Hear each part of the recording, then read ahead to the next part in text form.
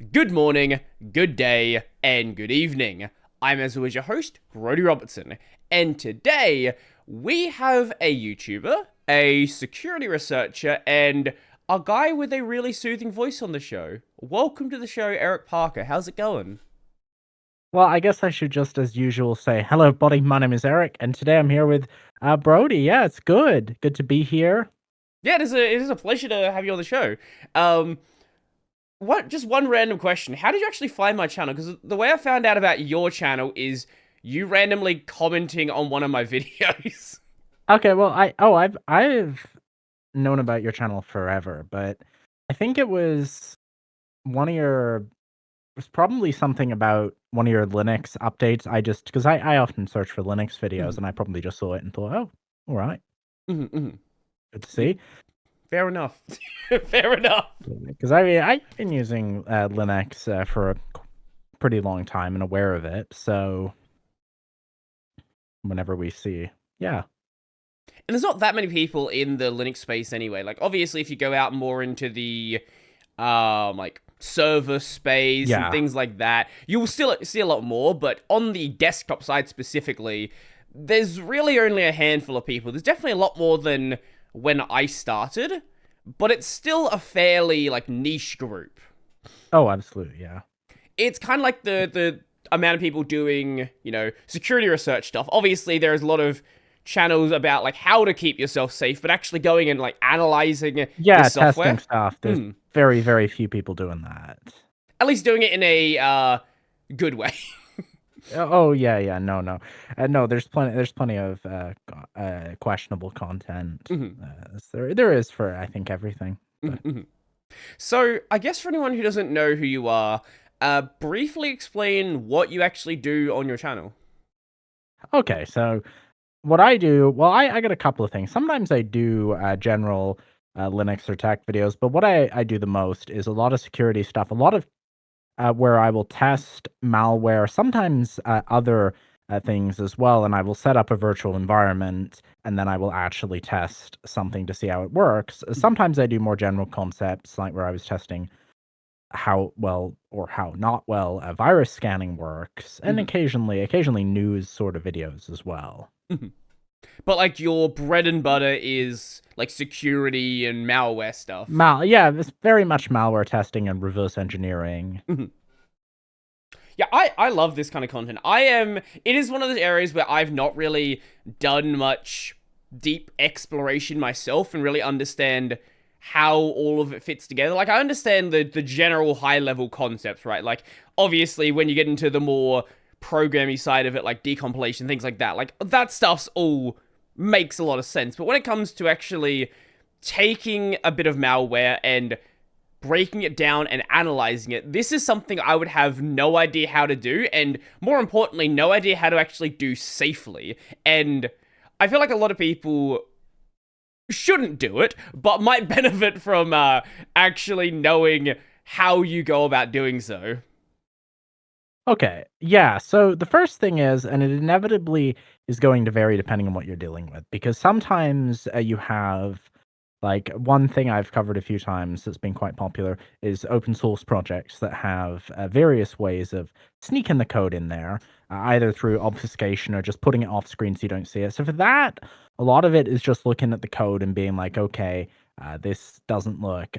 So actually, before we get into that, I should just explain. There's really within the field of malware analysis, there's two main categories. There is static analysis, which is analysis of the files, whether that's using a disassembler, which is a tool that can sort of decompile the code, or a decompiler if it's like a Java or C Sharp or something. And then there is dynamic analysis, which is kind of more exciting, which is when you actually run the malware and either you hook a debugger to it and you try and, or you can just let it run and use tools like a process monitor and MITM proxy to see the internet activity. And you can see, okay, what is this actually doing? You can analyze. So that's the very basic. So in terms of doing that, well, for the dynamic stuff, what I would usually do, and that's definitely how I started out, is you set up a VM and you can use. I've often used VMware Workstation because it just works very well. It's easy to set up, and sometimes I use KVM. kernel virtual machine. So you set up a VM and you install whatever operating system you want to test on. And then what I will usually do is I'll set up the network. I'll install WireGuard in the VM. Mm-hmm. And then I can set up a WireGuard server with MITM proxy. And then all the network traffic is getting routed to the host so I can see what it's doing. That's Mm-hmm. kind of that's the easiest key. The other tools I like are Process Explorer and Process Monitor from sysinternals. Mm-hmm.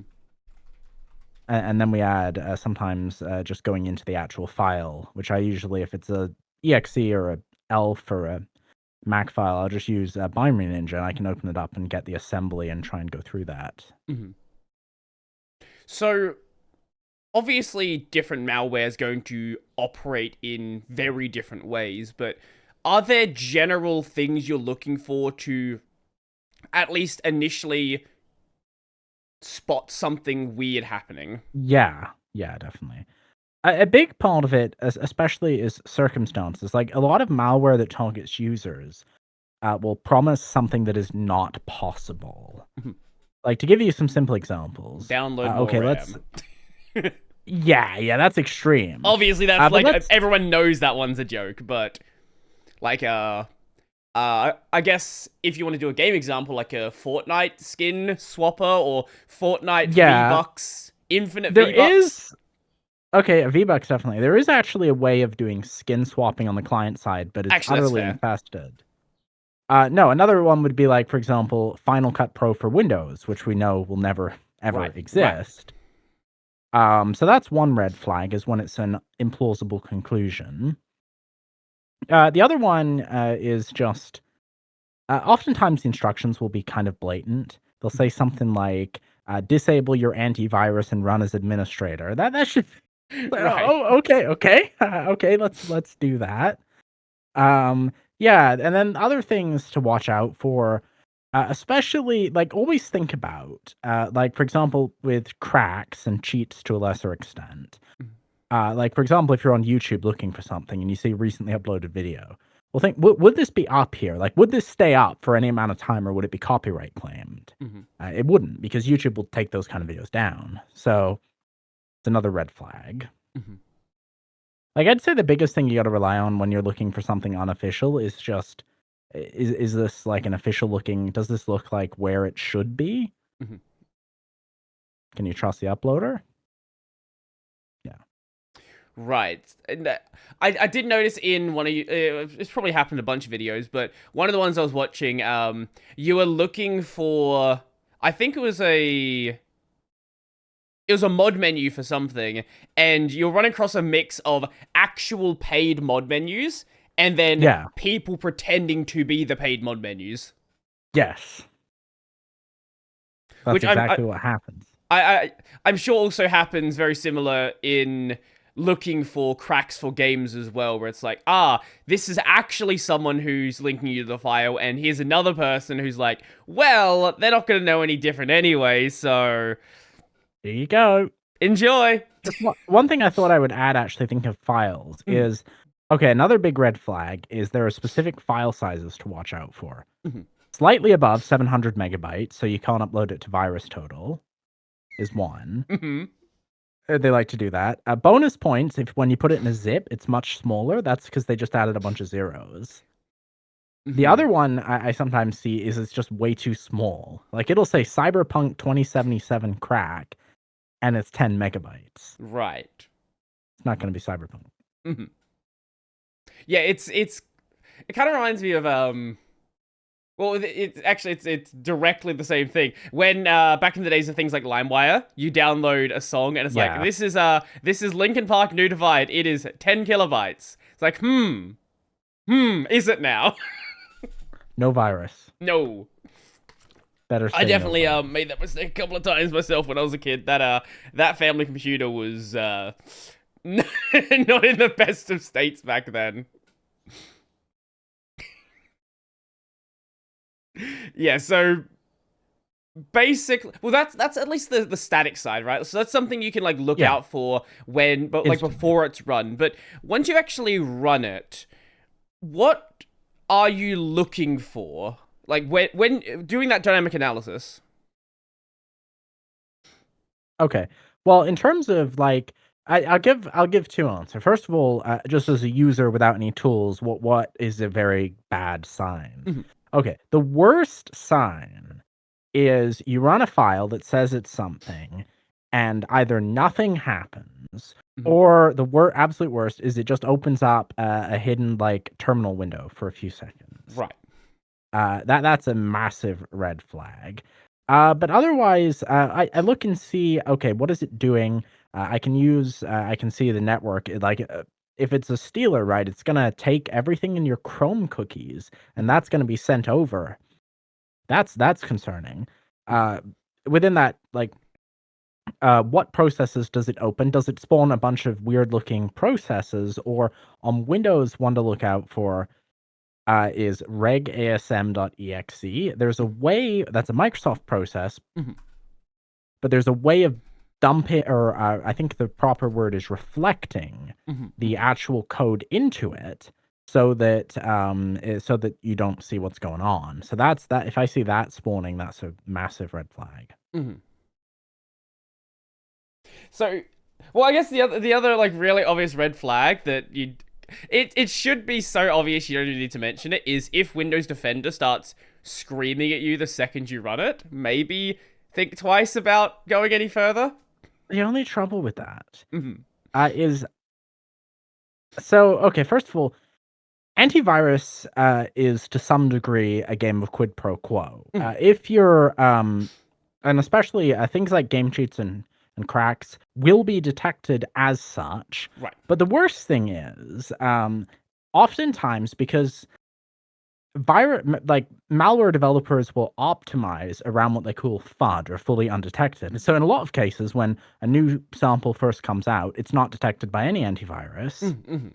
So, like for example, if you were, let's just say you're looking for a cracked version of Sony Vegas, I would generally bet that the one that's getting all the detections is probably the real one, and the one that has no detections is probably fake. Okay. Because it's an unfortunate problem. Hmm. I never would have even really thought of that. Huh. You can sort of tell because you'll get in the detections, it'll say something like hack tool Mhm, or game. It'll usually say what it is. mhm. Whereas if it says something more or different, then that can be a red flag. Well, yeah, if they don't name the files well and they call it payload.exe. Oh yeah, no, that actually happened. Yeah, no, or LunaStealer.exe. there was one that was like nword.exe, and someone on the Minecraft subreddit just noticed this was running when they were playing, and Mhm. they discovered that that was a massive red flag. Yeah, it probably would be.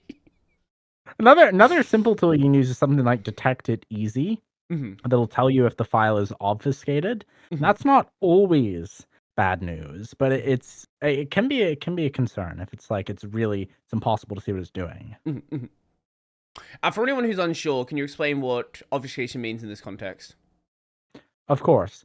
So obfuscation, and this is related to packing, is basically like there are tools that exist that can open an executable file and try and figure out what it does. So Mhm, obfuscation exists to make that more difficult.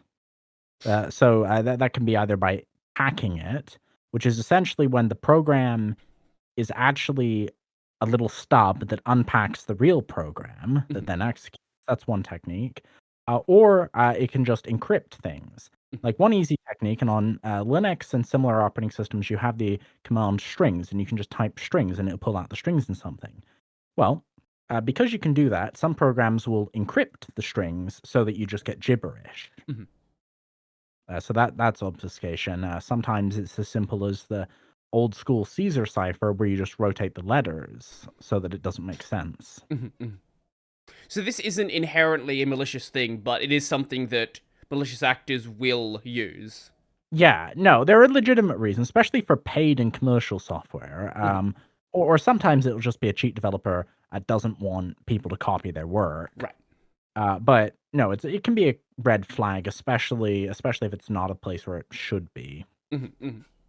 Right. So a lot of this stuff isn't it's a guarantee it's going to be malicious, but when you have a lot of these points, it can start leading you in a direction of, okay, maybe there is something weird There's a going on concern here. here. Unless it literally just, you know, again, unless it just opens a window, it's like, hey, you have now had all of your data encrypted. Enjoy. Please pay up. Yeah, please. Yeah, and sometimes if they don't encrypt the strings and you run the strings command Mhm. and you see things, you see things that definitely shouldn't be in there. Mhm. Like any references to web browsers, if it's not split, like that's a big one. Mhm. References to cryptocurrency names, addresses, things like that Mhm. should not be in there. There are also processes that are completely like normal, but to someone who is Yes, not false positive. yeah, like a good example of this, processes that just sound scary that you might not be sure about if you don't know what you're looking for, like RT kit on Linux, which sounds really bad, or anything related to cryptography, which is usually just shortened down to Yeah, crypto. You shouldn't instantly assume that just because those things no. are running, there's something bad happening, but honestly, they're really badly named processes, if you ask Oh, me. I But know, I know. I'm just looking at mine right now on. Yeah, we got some XDG desktop. Oh, that's K Global Excel. Okay, okay, I see what that's doing. Yeah, no, and they'll just be hordes of them. And on Windows, it's even worse because you have like you'll have random motherboard drivers that just. I think it was Asus. I once had this. And I just remember it was like a string of letters and numbers, and I really thought it was something weird, and then I had to check it. Yeah. it was just Well, nothing to be concerned about at all. yeah, no, I just keep thinking, what is that doing? So, one thing I'm curious about, I'm sure a lot of people are as well. Like when we talk about antivirus software, what is that actually doing on your system, and how is it actually detecting things? Okay, that's actually a 10 out of 10 question. Okay, so there are a couple things you can do. And modern antivirus will do most of them. Although I've said before, antivirus isn't in a great state because malware has gotten a lot simpler. Which makes it harder to detect. But basically, okay, the simplest thing an antivirus can do, and this is what something like ClamAV does, is you know how you can make a hash of a file, and you can create signatures, and sometimes these can include bits of the file. So, for example, if you've seen a virus, you can just create a signature that that matches that, and then it will know the next time it sees that file, it's a virus. Now, the other thing in the old days, and this is where the word virus comes from, is viruses used to do something called infecting, where they would actually put bits of themselves inside of other programs on your computer. And an antivirus could generally non-destructively fix that. The main thing it's going to look for is, depending on the type of malware, is it will see, okay, is this doing things it shouldn't do? It'll watch every process on your system. It'll look at what files it's opening, writing to, reading to. That's important. And it'll say, okay, you don't belong here. And there's a lot of difference in approach. Like what you probably don't know is Apple actually have an antivirus that they make totally discreet, but it blocks. It's called Xcore Protect. Okay. So that's like the most discreet one. And then you have the very invasive things like Norton and McAfee, which are more in your face, and they'll say virus has been detected. So and yeah, you can do there's sort of like more modern approaches as well for enterprise, things like ThreatLocker and VoodooSoft has something which works more on an allow list. Like you'll actually have to, if it doesn't know a program, it will just block it. Right. Which makes a lot of sense in There's a a- corporate environment where you know exactly what you're going to be running. yes, and it means functionally there's no possible way around it. So yeah, they can do a lot of different things. The other cool thing that some antiviruses can do is symbolic execution. It's like, you know what an emulator does? Well, what if you could just, in a homeless environment, emulate the program and see what it would do without ever risking your real computer. Mm-hmm. So a lot of antiviruses will do that to get around obfuscation. Okay. Huh. So basically the idea is when a new bit of malware appears, it's sort of a race to get that first discovered and then into the Yes. database of what the antivirus can deal with. Yes, although there is, I guess one other thing I should say is there is something, and I was sort of saying it with the behavior, called a heuristic detection or behavior detection. Mm-hmm. And these hugely vary in quality that should be able to catch something that, let's say, for the ransomware example, like if it starts opening and replacing files in your documents folder, a good antivirus, even without knowing, is going to say, hold up, that's ransomware and stop it. Right. Okay, so it's in cases where it might not have a direct sample of it, but it's behaving similar enough to, or it Yeah. has practices that are similar to other malware that it's like, this is probably malware. Let's deal with it Yeah. even if we're not sure. Oh, yeah. Yeah, absolutely. Mm-hmm. I guess that can lead to false positives as well, but I guess that's part of the reason why, like, program signing systems exist, where Yes. And that's why I said, when I said antivirus is kind of a pay for play mhm, scheme. So, for example, there's this company called Massive, mhm, and what they have, it's sort of it's an app monetization thing, but rather than using ads, it's mhm, kind of a cool idea where it basically it rents out your bandwidth to so scrapers can use a portion of your computer's bandwidth. okay, And there you have to it's legal because you have to agree to this. Like there'll be a thing when you install the program that says you've agreed to this. mhm, Well, that's gonna set every antivirus on the planet off. So mhm, what they had to do was there's this certification they got, and they had to get sort of exempted from the antiviruses. mhm, mhm. It's also usually needed for things like kernel anti-cheats Yeah, that's and the example I was going to bring up because they behave okay. very much like a malware because that's to defeat the anti-cheat, you must be a lower level than the anti-cheat. At least that's the approach that they want to take to it. I know there's debate about whether it should be Yeah. done on server side or client side, but at least that's the approach they're taking. Okay. So, yeah, kernel anti-cheat's actually a good place to go because Okay, sure. actually what I would say is that kernel level anti-cheat is functionally the same idea as an antivirus Okay. in the way that it because those will also be using a kernel driver. Mhm. Uh, so, definitely, though, it can trigger things. I think a lot of the discourse about kernel anti-cheat, very much, isn't the most informed, and people have some silly ideas, like, one guy is saying, "Well, that's how they can get into all your data," and it's like, "Okay, but they can do that in user mode too." Mhm. So what a kernel the main benefit is, yeah, like you were saying, if I can just load my evil kernel driver and put the cheat in there, or just a stub that hides the cheat, I have now won the game Mhm. of cheating. So a kernel anti-cheat, basically, and you can see this on like League of Legends. If you try and hook a debugger or anything into the game, it just blocks you. It loads first, so it makes sure that you can't have like evil driver loading in the background. Mhm. Yeah, and it has more privileges. And this is how the CrowdStrike thing happened. Mhm. Kind of interesting thing about the kernel space on Windows is when you run apps on your computer, they all have their own protected memory space. This is called preemptive multitasking. Mhm. The Mhm. kernel does not work like this. Everything in the kernel, even though we call them kernel drivers, functionally they are a part of the kernel and they share the same memory space, which means if you do something stupid, it's bad.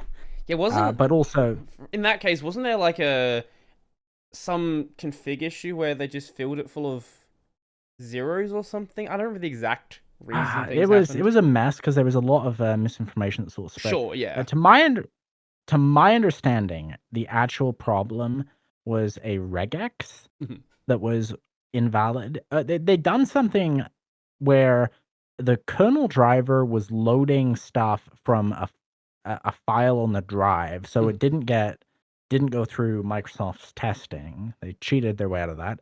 And then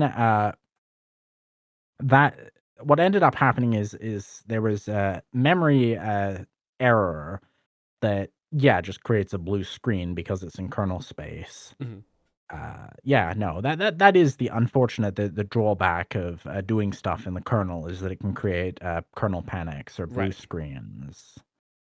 And of course, it works a bit differently on Linux because, like Windows, because it's a hybrid kernel, has more in user mode Mhm. than Linux. Like, there's more in kernel mode on Linux, but it's similar Right. in terms of how it works.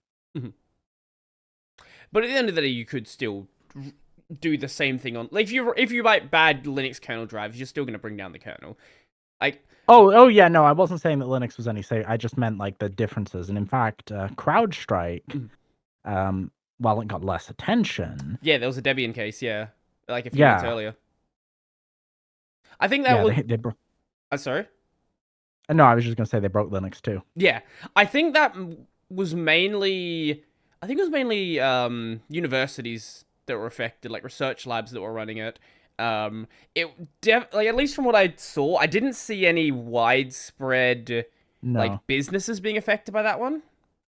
well, because Linux desktop is a pretty niche thing, and like those tools like CrowdStrike are called EDRs, endpoint detection and response. I think Hmm. is the word.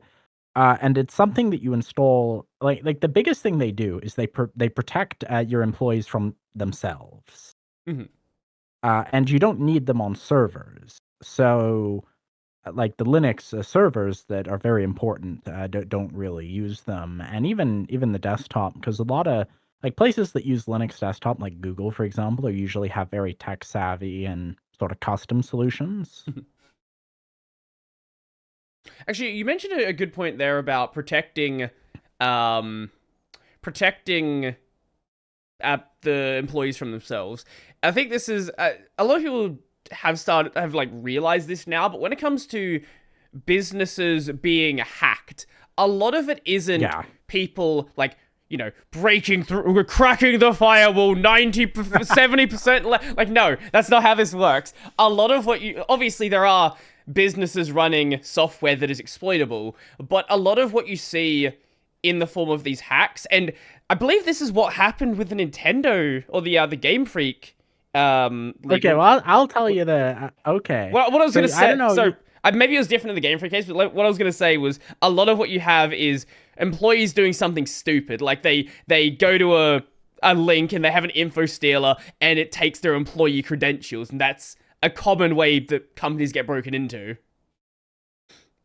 Yeah, yeah. I was just gonna share the embarrassing one that I was semi-involved. You know the Disney story, right? The Disney leak. I don't fully remember this one. Yeah. Well, there's this guy who goes by Nullbulge, and he basically he'd Trojanized some pirated mods for BeamNG, and this Disney employee Uh huh. downloaded on his work computer Uh huh. the pirated mods. Hmm. And what ended up happening is his because Slack has 0 rate limits. So if you get into someone's Slack account, you can just dump everything. Uh huh. So everything in Disney's developer Slack since 2018 Hmm. Hmm. got dumped.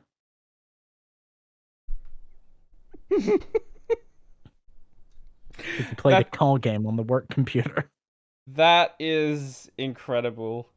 Um, don't if you're gonna run sketchy software, don't run it on the work computer. That's just No. basic advice.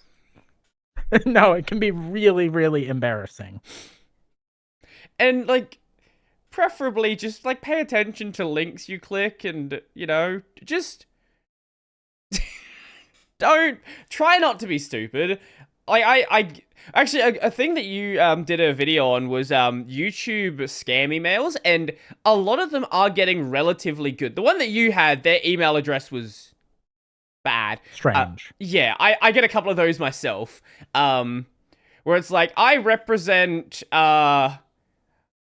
Ray, actually, Ray Challenge is a bad example just because they have a lot of like partners. So I don't even know like all of their official partners. But I got one from I think what's a good example? Oh, Black Desert Online. I'm like, firstly, I don't know why you're reaching out to me. Secondly, that's a really weird address you've got there.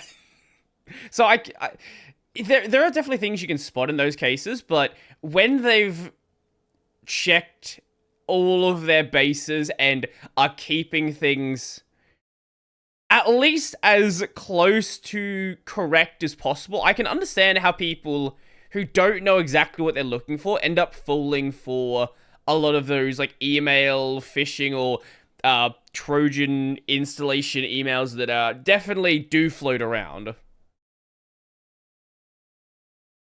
Yeah, and I mean, it's spray and pray because it takes them maybe a minute to send an email, Right. and they can get a huge number of people. Mm-hmm.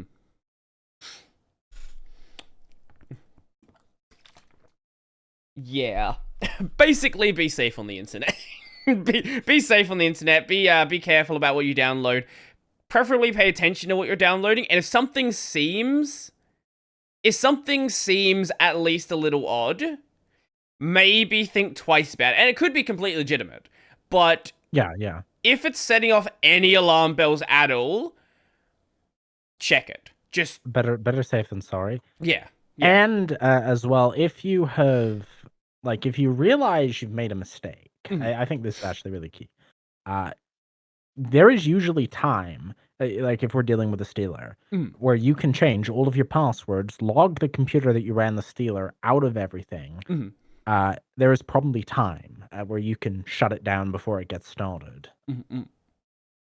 Yeah, and in a corporate context, it's probably, I know a lot of people would be scared about doing so in the chance they like lose their job, but you're definitely gonna lose your job if you click something and you didn't tell anyone.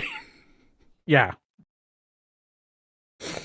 Yeah, if hopefully the IT team knows what they're doing and they can, reset credentials and get all that stuff like good, and hopefully nothing bad happens. But if nothing, like if you don't do anything and you have a big data leak situation like Disney or any other companies had, yeah.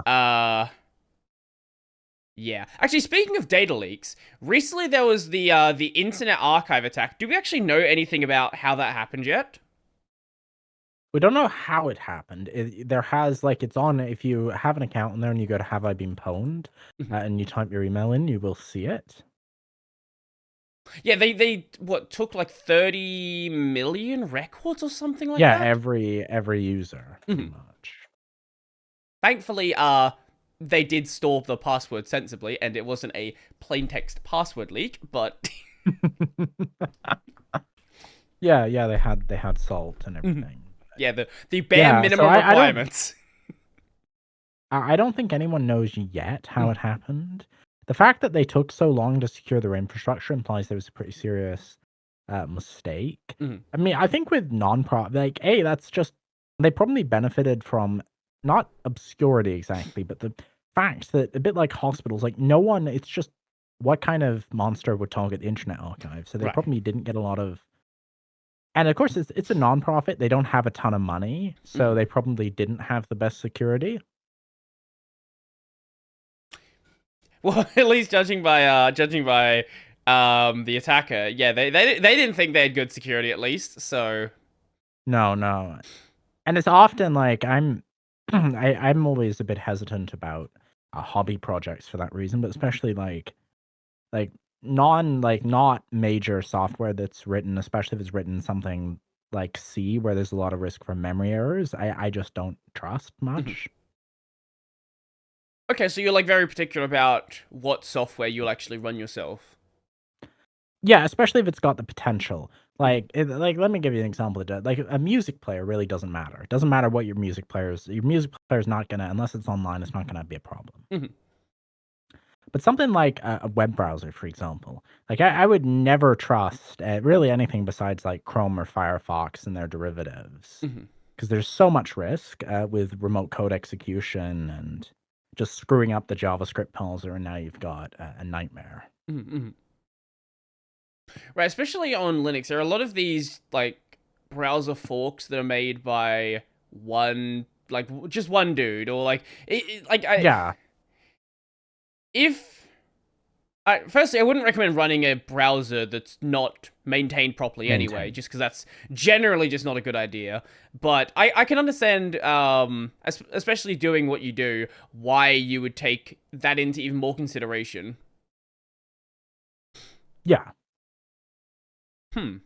Yeah, and it's like You go for it. other. I'll give you an example, I'm not gonna say which program it was Mhm. because there's some like someone the person who told me said there'd be like because the developer quit and it's not gonna get fixed, so there could be some legal issues with that. But what I will say is there's a pretty popular like open source calling and chat app that's not maintained, but it's still pretty heavily used. And there is an embarrassing because it's written in C++, and there's a use after free remote code execution, and you can just if you call someone, you can execute code on their computer. Just as an example of like how did that even happen? Yeah, I think you make a good point about the Internet Archive report, and I think it applies to a lot of this smaller software as well, where it benefits from obscurity, where no one's trying to break it, so no one's really sure. Well, there's probably going to be issues, but no one's really sure if those issues exist and where they are. Whereas, like, if you look at something like curl, for example, which gets a lot of CVEs against it because it is a really popular program. Now, obviously, the guy who makes curl runs the CNA, but I guarantee there is a lot of other software that people run that no one really bothers to check. And as we've seen from cases like XZUtils, sometimes things go under the radar for a bit of time without anybody even realizing anything's gone wrong. Yeah. Oh, absolutely. Yeah, that was scary. And there's just like I think a lot of people, especially when there isn't a lot of commercial value in something, don't understand how easy it can be. I think the solution is definitely things like Rust where there's safety by design, not by just getting lucky. Mm-hmm. It definitely helps. I know I heard from someone who told me I think he's a professor at some sort of thing, and he says their grad like school project he gives his students is to find a local a user to root escalation on Linux because he says it's easy enough to do that it's a reasonable project, Mm-hmm. Mm-hmm. and it just becomes yeah Oh, that actually does sound like a really cool project. yeah I'd hope they find nothing and they can't do the assignment, but considering that he's doing it, and he hasn't he thinks it's a good idea. I'm sure there's enough there for people to find. yeah, and I mean it's never like well it's obviously really not good. uh it's not entry, right? Like it's basically someone runs something as a user and it escalates to root. They still have to run it. Sure, sure. Right, right. Um, yeah, that actually that's fair. Well, at least in the cases where things aren't pretending to be other things and you think you're Yeah. running something. Um, actually, one thing I did want to talk about is when you're dealing with this malware, how do you actually go about handling it safely? Because Well, I'm sure you're not running it, okay. directly on your main system. At least I hope you're not. Yeah, I turn off the antivirus, I run it as root, and I pray for the best. Mhm, No. mhm, So what we do is okay. Well, first of all, whatever system, and this isn't a total solution, but a big part of it is running like the hypervisor and everything on a different operating system than the malware. mhm, Like it would be incredibly unlikely that a random piece of Windows malware both has a zero-day exploit on the hypervisor and then has Linux code to run on Linux. mhm. Of course, for testing Linux malware, you want to use something else as a hypervisor. So that's a big part of it. Is this a virtual machine, which is while it can be done, it can be escaped in theory. It's difficult. And the big thing on that subject is, things like VMware's graphics acceleration, shared folders, those are the dangers because Mhm, there's a lot of the way graphics acceleration works, involves running a ton of code like on the host that can be escaped. mhm. So it's a lot of just being aware of that, uh, not installing like guest editions, and of course, to make sure if something did happen, it be under control, is having good monitoring on both levels. Mhm, mhm. Like just knowing how check the processes. What I always do is I will just run the top command before and after just to make sure nothing new has crept in. Mhm, mhm. So when we talk about like VM escapes, this is obviously like a popular topic people bring up. Yes. How much of a concern really is this? And well, actually, along with that, how often do you find malware that is actually VM aware in the first place? Okay. Well, first of all, we got to add a.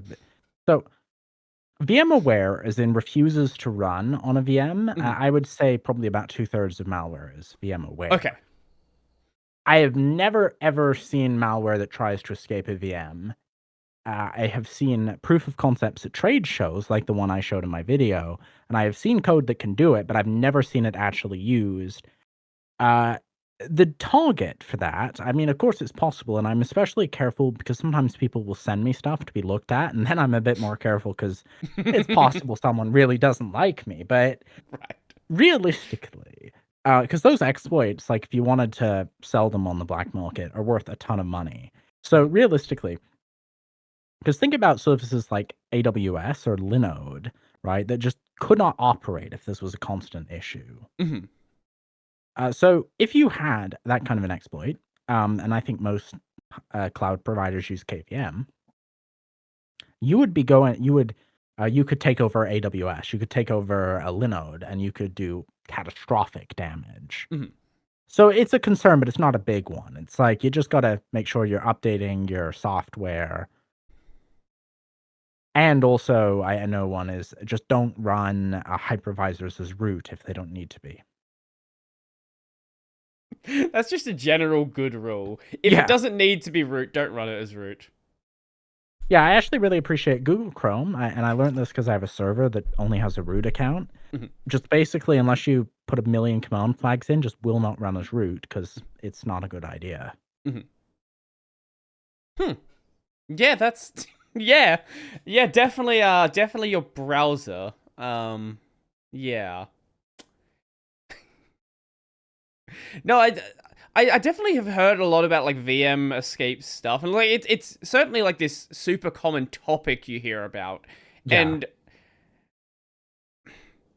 I I guess what you're saying is it's definitely possible, but if you're doing VM escapes, there's a lot more valuable targets to be Yeah. going after than your average like, you know, info stealer. Yeah, yeah, and I mean, fundamentally, the only thing you'd really get out of doing that to me, because I would shut it down before it did anything terrible, is you get some humiliation value out of it. Mhm. Um, it wouldn't. And in general, like the whole purpose of VM detection and obfuscation is not necessarily to stop, but just to make it more difficult, like just to waste some time and slow down the analysis process. Mhm. Uh, I would also argue they probably don't want to make researchers extremely angry at them. Mhm. We're not the target, and yeah, there's a lot of they're going to get a lot more attention if they try something like that. Right. Right. Like if you're going after regular people are not running everything in a virtual machine, so Yeah. you're you're just making yourself even like more of a target than you otherwise would be. Yes. Mhm. Actually, when it comes to virtual machines, I know there's this idea of making your virtual machine seem like invisible or making your virtual machine Yes. seem more like actual hardware. What is it that software is looking for to know that it's running inside a virtualized environment? Well, okay. So in the real world, the most common check is the laziest. What you can do, right? Because and you can avoid this really easily, but most people will install VMware Tools. Mhm. VMware Tools creates a process called vmx something.exe, and it adds some registry keys called VMware. Mhm. Uh, and your graphics code is going to be called VMware SVGA graphics. Right. You can just check those strings. And now you've another one is the hard drive names, because those are by default going to be emulated. Mhm. You can do things like that. Mhm. Those are like that's like the level one. Then the trickier ones are reading the SM BIOS, which is like the thing, like if you have let's say you have a Supermicro motherboard, it says you have a Supermicro motherboard. If instead it says generic PC or QEMU VM, Mhm. that Mhm. requires usually editing code to patch. Then the ultimate challenge is something called an RDTSC check. Mhm. So in Intel assembly, there's a timer called RDTSC, and it gets the number of ticks. Mhm. And using that in conjunction with the CPU ID function, you can detect VMs because for whatever reason, the accelerated virtual machine spec doesn't include the CPU ID function, so it has to be executed.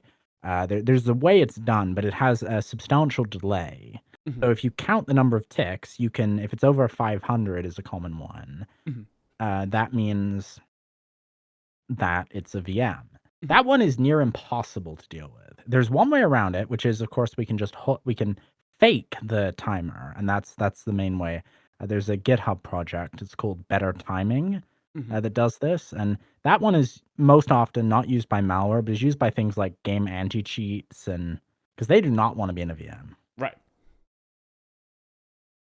Yeah, like the whole point of the game anti-cheat is stop people cheating. So if people are in a Yeah. virtualized environment, then it's a lot easier for them to get it. Like it's a lot easier for them to like deploy a bunch of different setups and try different things. Yeah, and I'm actually gonna make a video showing some of this. But basically, like you can just read the guest's memory and edit it. So you Mhm. can like there's a program called Cheat Engine. You don't even need cheat you just do it from the host and you Mhm. can just Mhm. invisibly cheat all you want. Mhm. Mhm. And yeah, you can circumvent hardware bans Mhm. because Right. Yeah, that's a big one. Yeah. So usually the really big stuff is only going to be your game anti-cheat, probably your proctoring software as well, at least the oh serious proctoring software. well they can have see there are in those kind of things. Some of them are really dumb. See, there are even further levels you can go, Okay. not so much for malware, but right, because proctoring software involves, usually there's a human monitoring it, Mhm. Mhm. and humans are kinda difficult to fool.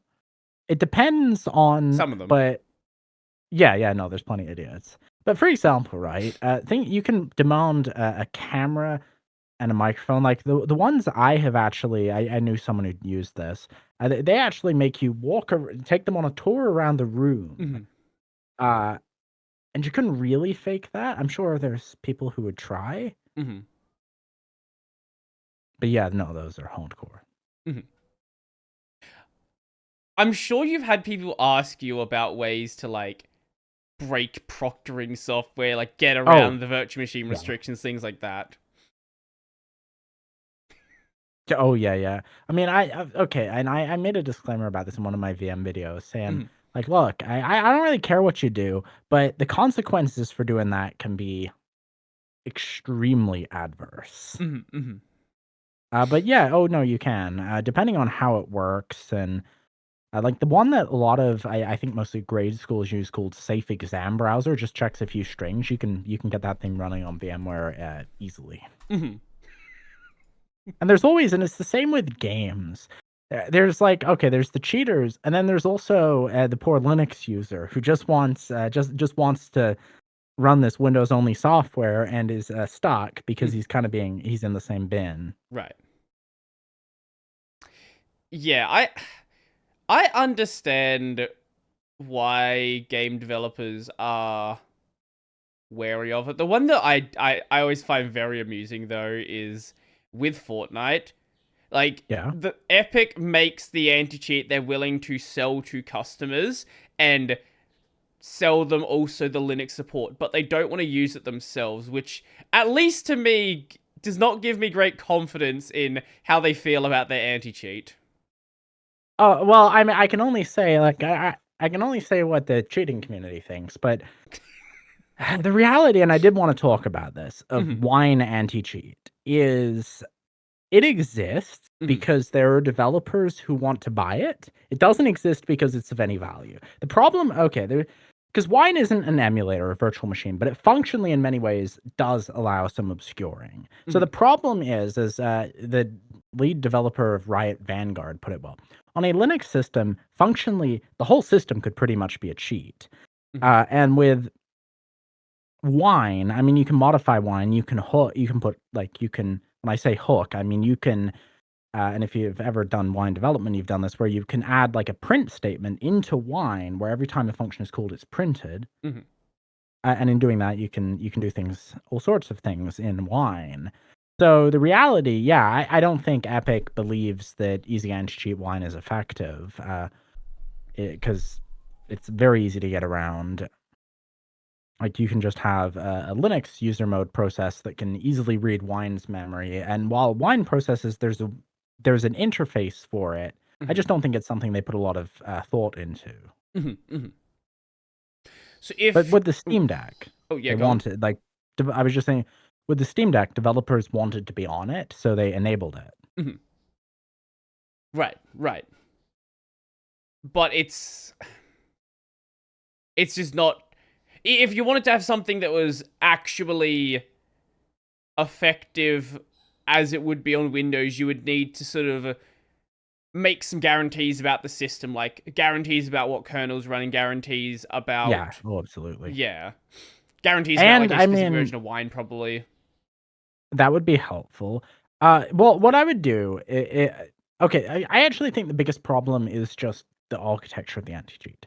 Mhm, Like, it's not impossible to make a user level anti-cheat that works, but mhm. it is impossible to take a kernel anti-cheat, remove the kernel driver, and have an anti-cheat that is functional. Right. Like, for example, before Riot used Vanguard on League of Legends, they had something called Pac-Man. Mhm, And the way that one worked very differently. Rather than trying to catch every introspection into its memory, it just made it near impossible to understand what the game was doing, and it did a lot of weird stuff to the execution. mhm, So an approach like that can be quite sustainable. But the problem with something like EAC for Linux is they haven't done any of that work. They've just taken this and kind of tried to make it work. mhm, So it's a difficult thing because the only way to get good results would be to put as much effort into making a good Linux anti-cheat as you did a Windows one. But that's a lot of R&D money. mhm. For a fairly small market share, like really. Yeah, yeah. I mean, I think on Steam it's about 4%, and in a lot of games that can be quite varied. Mhm, And also, realistically, like the Steam Deck, which is a big part of that, I just maybe I'm wrong. I think the Steam Deck is not usually something you're using for competitive games. It's not to the same extent. The only, yeah, obviously, like there's Fortnite on phones, so people would want to play it like Yeah, no, Fortnite you're on that right. as well. But yeah, usually when people talk about playing games on the Steam Deck, it's like single player experiences. If it is something multiplayer, usually it's like a co-op game or Yeah, maybe some like light competitive game, but you're not playing like Apex on it or like no, a Warzone if that was a thing you could do either. no. I think that is yeah, and then a lot of game developers, and of course, Linux users are not going to agree, but a lot of game developers then think in terms of PCs. Well, they can just install a second partition. Mhm. Right. Actually, well, when it comes to anti-cheat as well, a lot of people bring up how it works over on the macOS side. Because my understanding there is they don't allow the same level kernel level anti-cheat that you have on Windows. No, no, there's no kernel. So there's a few things you can do. Hmm. To my understanding, there is like a pretty good like mode, is in user to uh, API for that. The big thing is it's going to be functionally impossible to make good cheats. And Mac doesn't have a lot of games, to be fair. Like Riot is kind of the odd one out there, but it's going to be very, very difficult to make cheats that are useful on Mac without disabling security features. And you can just mandate those security features. And yeah, getting stuff into the kernel is very difficult. They don't allow it, and it's substantially more difficult to install unsigned drivers on a Mac. So yeah, no, it is different. I think as well, Mac in gaming is smaller than Linux, so it's really and of course, like you can just if you want to use Linux, right, you can just install it. Not that many cheaters, although some are pretty dedicated, are going to go and buy a Mac. I think is the assumption. Could happen. It's very that's a lot more of a problem if you get a hardware banned on a Mac. Like that's a pretty big investment to deal with that problem. Yeah, you'd be stealing mom's credit card to buy a new Mac is going to be a pretty big investment. So actually, earlier we talked about like what regular people are going to do when they're if you're looking at like, is this thing malware? Is it doing something weird? But when you're actually going and analyzing malware, what additional software are you going to go ahead and use? Because I've seen a lot of like weird interfaces in your videos that I've seen other people use. But I was going to say I've seen other people use, but I have no idea what they are. Okay, so let's talk about software. So. Okay, so the one I get the most comments about, and I did actually make a video about it, is how I see the network traffic. So that's MITM proxy running in MITM web mode. That's what that is. In terms of like other stuff, so I use for binary reverse engineering, I use Binary Ninja, which is it's called a disassembler because when you have, like, for example, a compiled C program or any like Rust, anything like that, the executable is not equivalent to the source code, so you can't get the original source code back. So what a disassembler does is it can get the compiled assembly, which just is what runs on the computer, and then it can try and convert that into something that looks a bit like C. So that's a big part of it, and it's got good symbol ranking, so you can get a pretty good idea.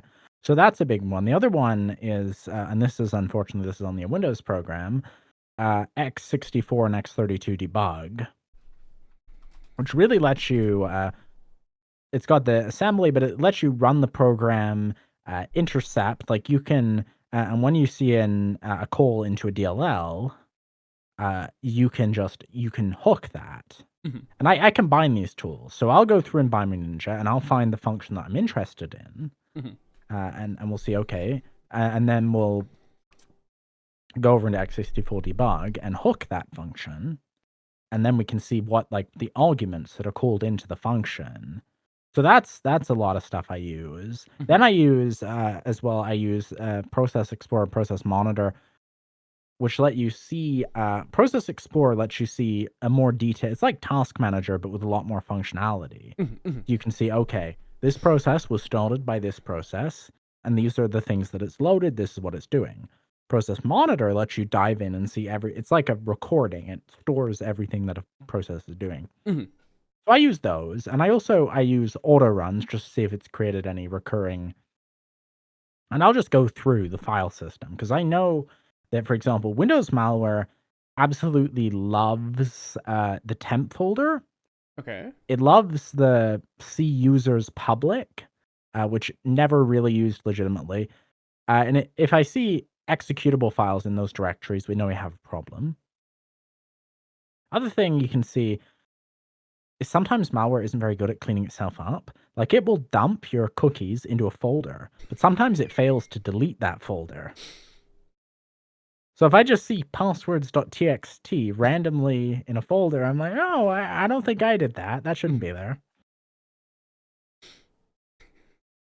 Oh, and the other thing you can use, and anyone can use this pretty straightforward, is sites like VirusTotal. And then the sandbox that I like, which is basically a sandbox essentially automates the whole virtual machine stuff, and it will have some analysis tools of its own. I really like any.run, app.any.run. Now, unfortunately, you do need a business email to use that, or you can just they can give you an account. But and that is where we get. And actually, I can send you a public Oh, that's link what that one is. Okay, okay. where you see all the things that the program does. Mhm. I think that's the one you were when you say the weird interface. Yeah, that's the. Well, that's. I think that's the one I was thinking of. Yeah. Yeah, and you see how Okay. it opens the fake PDF Mhm. and the cool thing is, right, we get all of the commands called by all of these programs. So then we can say, okay, CMD did this, moved there. Yeah, and Okay. then the other thing I use, and of course not that special, but sometimes, especially when we got scripts, is sometimes the easiest way to figure out what they're doing when they're obfuscated is you just open them in a code editor. And if you see in Python, for example, the function to execute Python is exec. Mhm. So if you replace exec with print, you can see what it would have executed. Mhm. And Right. sometimes they mix these things. Mhm. Mhm. So well, actually, one thing I do have to ask is like, what is your actual like background? Um, how did you get into this? Like, yeah, like, where did your knowledge from this actually come from? Okay, so well, I mean it sort of built up over time. So Mhm. the way it started actually was that I was managing some channels for people, and that's when the fake sponsorships started. This was in 2019. Mhm. Okay. And I saw this email, and I wanted to figure out what it was doing. So, because I thought it was amazing, because I can actually find this video, but I saw this will create. This was the one, and it was a fake cloud gaming, and it had a Soviet Union domain. We can actually find the really. And what I found, I was trying to think. Okay, so it didn't get detected by any antivirus. So I was trying to figure out, okay, what does it do? Mhm. And that's kind of how it built up. So I would test on that, and then I would try other things. I would read and watch other things, see what other people were doing, and it built up from that. Mhm. Hmm. So it's basically all just like learning as you go. Yeah, and trying things and having it. Yeah, and I mean, I've been writing code a lot longer than that, so I knew Okay. like the basics on that. Okay. Okay. But when you're reverse engineering, it's a lot lower level because like when you're doing like you're not dealing with like Python. You're dealing with assembly that can be translated to a raw form of C. Mhm. So that was sort of different. Mhm. Mhm. What is your background in programming then? Where did that start? Yeah, I've done it pretty much forever. Like I mean, I was probably 9 years old the first time I wrote. That was Microsoft Batch, like DOS things, and then Mhm. at some point, I don't even know why. I had sort of a retro phase, so I was into Basic for a brief period. I don't remember that much about Basic, but I did Basic. Mhm. And then I tried some stuff with the C's, and I never really liked it that much. And then later on, I got into Python. Mhm. A lot of data and web scraping, that kind of stuff in Python. Mhm. Mhm. And then I think everyone who does Python programming hits a wall where because Python is quite slow. So at that point, I got into Rust, and I really liked that, and that's pretty much where I did all of my lower level. Because Rust is fast. You don't have to worry about things like use after free, and it has a lot of things that really help you write correct programs. Mhm. So that's how that really got started. I really should do more programming. I have this software engineering degree, and I used to write a lot of code, but now I don't do it anywhere near as much as I should be. I definitely enjoyed it though, but I Rewrite it in Rust. Yeah. rewrite it and run. I mainly now I do a lot of stuff in Python, like Yeah. Python, like, I know some people, like, you have the old school Linux users who are like, no, you have to do your scripts in Perl. Like, no, I'm good. I'm No, good over no. here in Python. I know people are going to complain, like, Python breaks between versions. It's like, I don't, it's fine. As long as you don't have like these giant scripts, it doesn't matter if one function needs to be modified every couple of years. I'm good. Well, and that's just it's the reality is that it's going to be very hard to make very old code run without issues Yeah, yeah. of any language, even C. I mean, you can have there because the computer architecture is just different. And Mhm. I don't know. The biggest thing that pisses me off about C is there's this uh like there's the longs and longs, and the actual bitness of those isn't the same across different architectures. So that's annoying. Yeah, yeah. I like undefined. Oh, I like functions that are, or like not data types that are not perfectly Properly defined, defined. That's great. That certainly makes undefined port. behavior. Yeah. That certainly makes porting things pleasant. Just use a language that has properly defined data types that are not architecture dependent, and you'll be fine. Yeah. Yeah. Yeah, actually, when we were talking about VM escapes, it's Mm, usually an oversight. mm. A lot of the time, like it'll be some sort of a buffer thing. And I know one of the VirtualBox ones, I think it may have even been the code was written before AVX 512 was the thing. And the existence of AVX 512 made a vulnerability that was previously not exploitable because you Oh. could load in further. Mhm. Okay. Well, I guess that makes sense because it was not built around this newer system, so it's like, well, you Yeah. can't really account for things that don't exist yet. No, I mean, if the memory was properly handled, it would have never the exploit wouldn't have existed. Okay, But fair enough. that you can't So they plan built it for. around the assumptions of what was it? Is it 256 that was before that, or am I? There was two. Yeah, okay. Yeah. It was 128, then it became 256, and then it became 512. Well, I Yeah. didn't really build it around assumption. What happened was there was an exploit in it Mhm. that I think it was in the TPM implementation. So actually, AVX 512 did exist, but there was an exploit someone found, but they didn't really bother with it because it shouldn't have been exploitable. And then someone remembered that AVX 512 exists. Okay, that actually makes that's worse than what I said. Like if it was just built around the expectations, sure. But if someone knew there was a potential exploit there, that I think is worse. Oh, it is worse. Yeah, it's bad. You should never have exploits Mhm. in anything. Yeah, like if you, just a simple example, a simple high level example. There is never a reason to not be escaping strings that could potentially have user input. Like, I don't care if it's probably not gonna happen. Just escape your strings, please. Oh It's yeah. Another simple thing, like thing of that. I know one that there was some debate about is YouTube will never ever allow brackets in description, like the mm. HTML ones. And there was an argument of why, and the answer is because, well, who knows? It creates a whole category of vulnerabilities that they don't need. Yeah. Yeah, like I actually I've noticed that a couple of times, accidentally typing something. Yeah, like they could let you do it, but like on the off chance that some intern changes something and now all of a sudden you can inject script tags into your description. Like, no.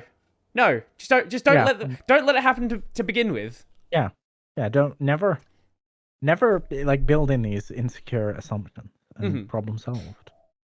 Especially on a site like YouTube. Like, it's one thing if it's a forum that has like 10 users, but if someone finds an exploit where they can inject a script tag into your description, that's That's really bad.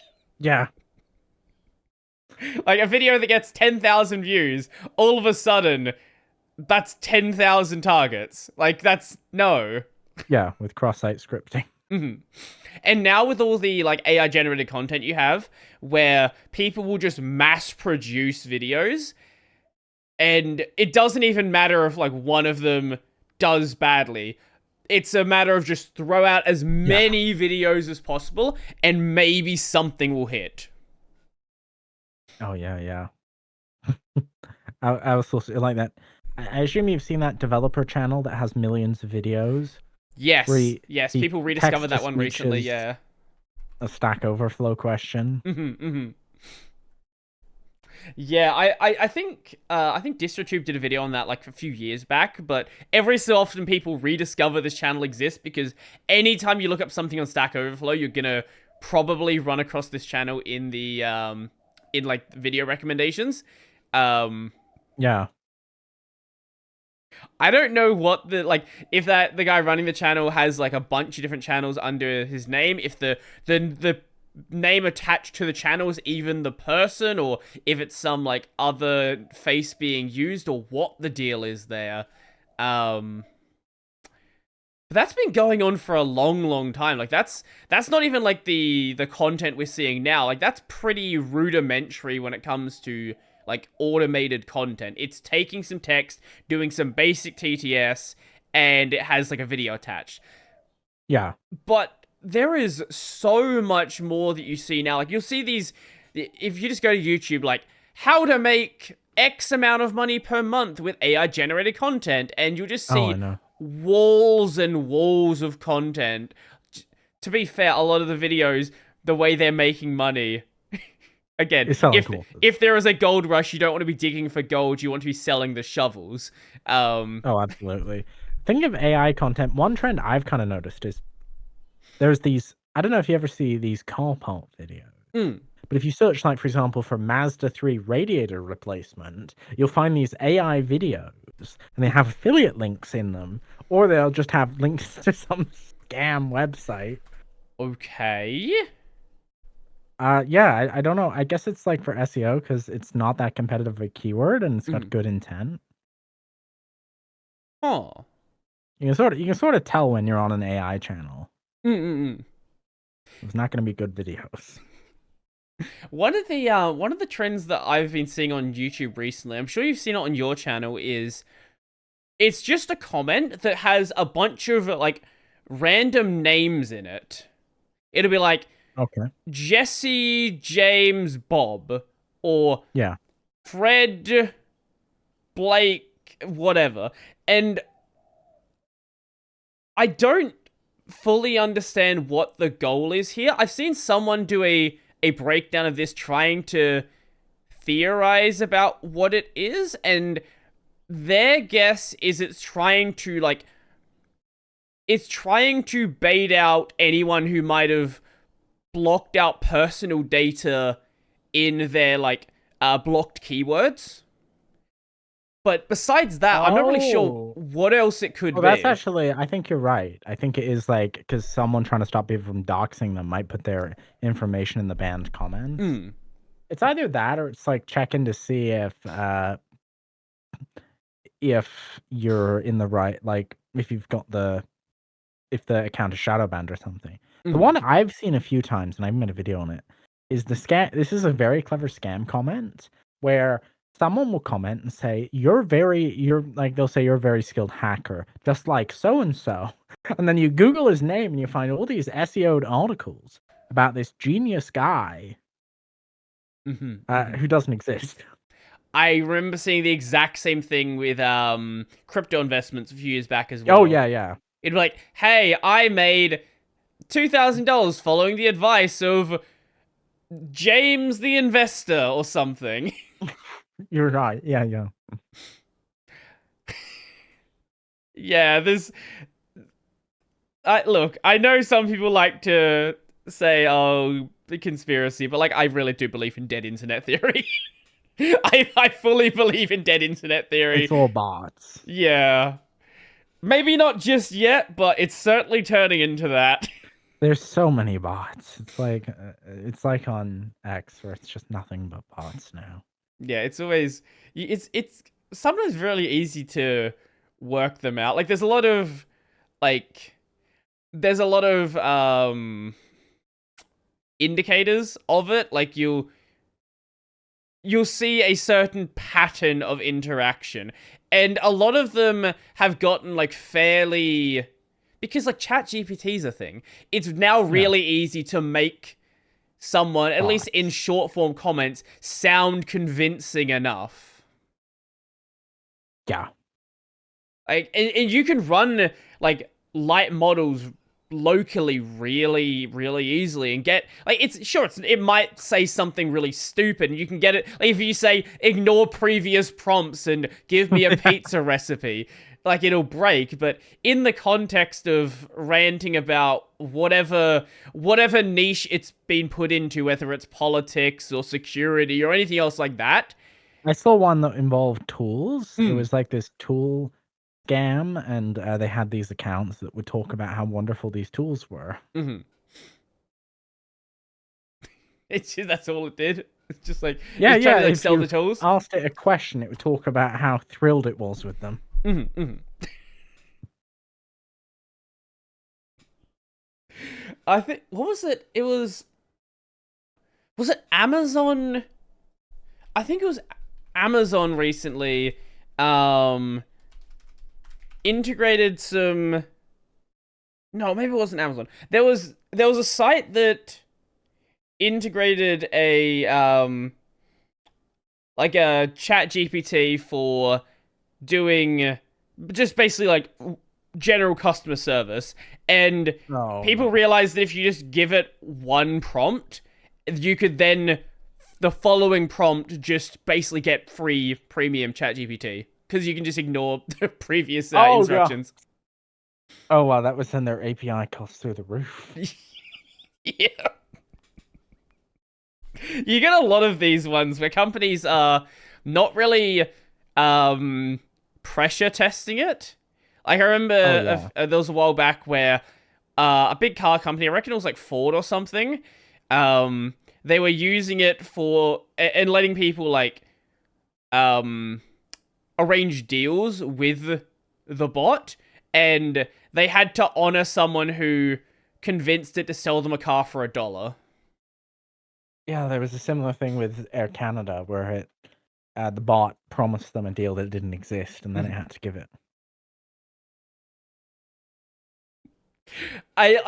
You can certainly make arguments about whether or not like replacing people with AI good thing or not. But like if you're gonna do it, make sure you pressure test it. Make sure you test those edge cases because people are Yeah. going to if you don't. Oh yeah, people will find out. Ah, yeah, these are yeah. This is what happens when you have the business people running instead of the engineers. Yeah, you just end up with like, how did this even happen? So one of the things that you mentioned before we started that you did want to talk about is like Linux and Windows security, and I guess maybe I'm not sure exactly where you wanted to go with this. Maybe it was like the misconceptions people have about this, or I'm not really sure specifically what you wanted to get into here. Well, first of all, I think there is some misconceptions. Certainly, uh, I would say there is definitely, and this will be a bit controversial, a lot of false sense of security to some degree in the Linux community of people who believe intrinsically. Like there's less malware on Linux, and there probably will be for a while longer, and Mhm. unless Linux popularity just explodes. But there's this idea that there's just much stronger security on Linux, which is generally not true. I mean, Linux lacks, or desktop Linux, I should say more, it lacks a lot of security features that other operating systems use. Mhm. Although it is starting to catch up with the move to sandboxed packaging instead of just like flat packs and those. Mhm. Mhm. And there's a lot of obscurity, but that's a big one. Like it's not it's very relatively easy to gain privileges on Linux if you can get in. Mhm. And then on Windows, the big issues, I would say the biggest issue on Windows is people are very willing to run things as administrator. It's just quite common. Mm-hmm. And the other biggest thing Linux has going for it, outside of things like the AUR, is you install software from package manager. You're not going on the internet searching for OBS no virus, because even things like OBS they've found ways of getting into, Mm-hmm. like bidding Google ads so that it's obsstudio.com. Mm-hmm.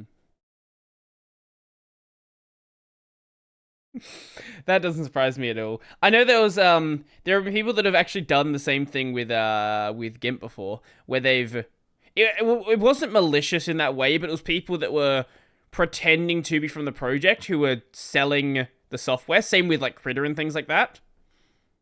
Oh yeah, that's annoying. I've seen what I've seen. I've even seen this with GIMP. Is there was a fork of GIMP many years ago called PhotoGIMP. It was supposed to have a interface more like, or no, maybe it was GIMP Shop. I think PhotoGIMP might be the new one. Which is, but both of these are great names. I know. I don't know. Look, I genuinely, I think GIMP should probably change its name, but okay. So yeah, it's supposed to be like a Photoshop clone. Mm-hmm. Well, the first one of the GIMP Shop died a long time ago. So someone bought the domain and simply put an installer for GIMP that came with a ton of adware. Put that up at the top, and it was a big thing for years. I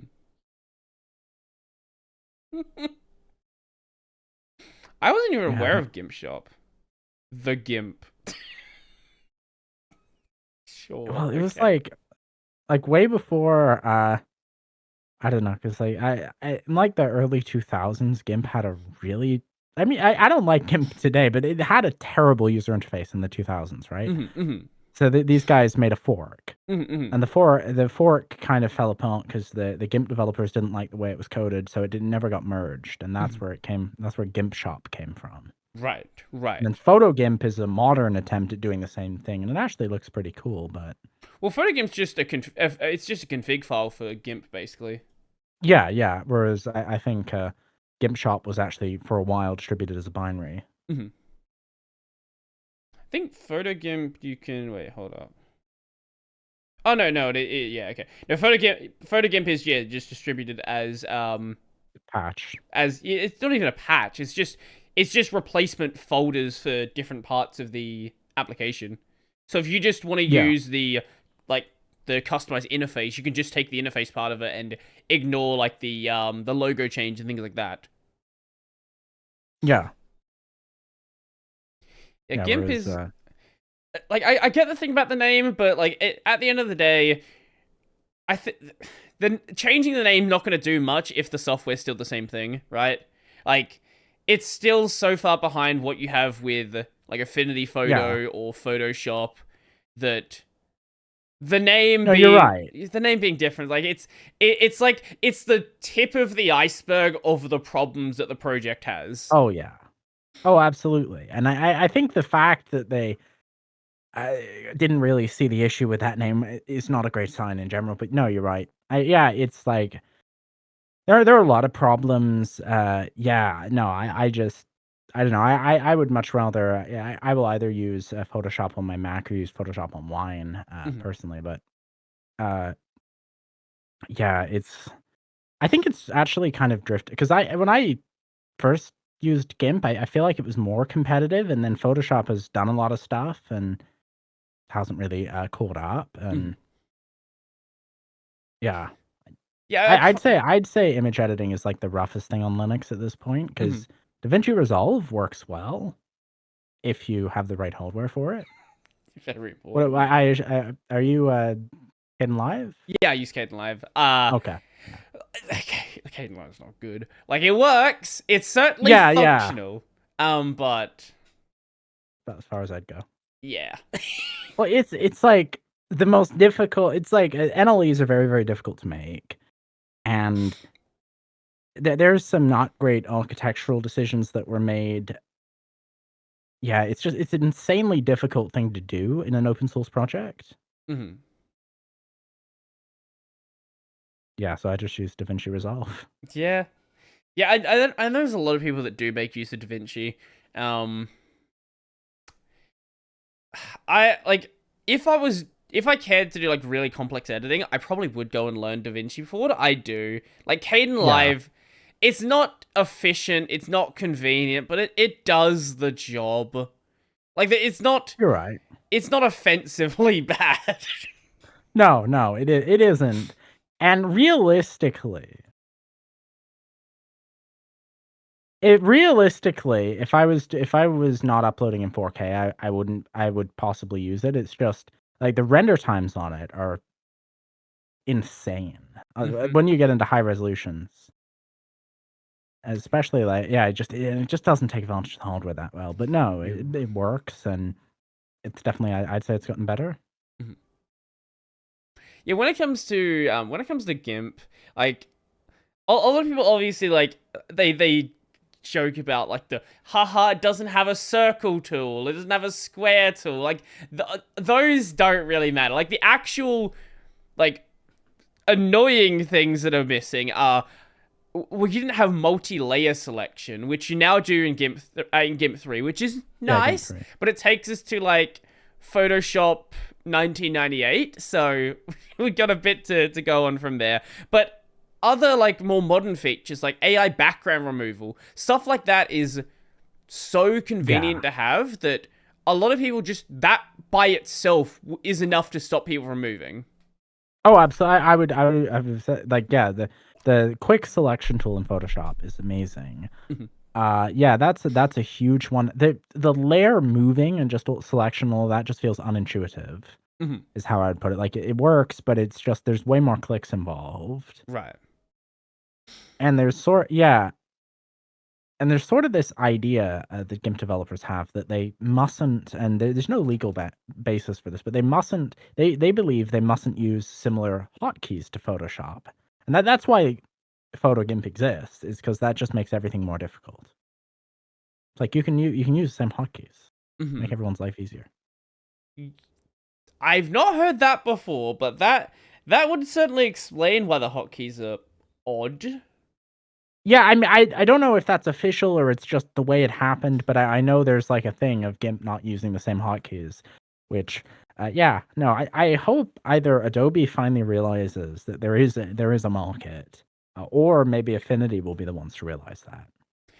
Yeah, I would be more willing to bet Affinity, but I don't know. We'll see.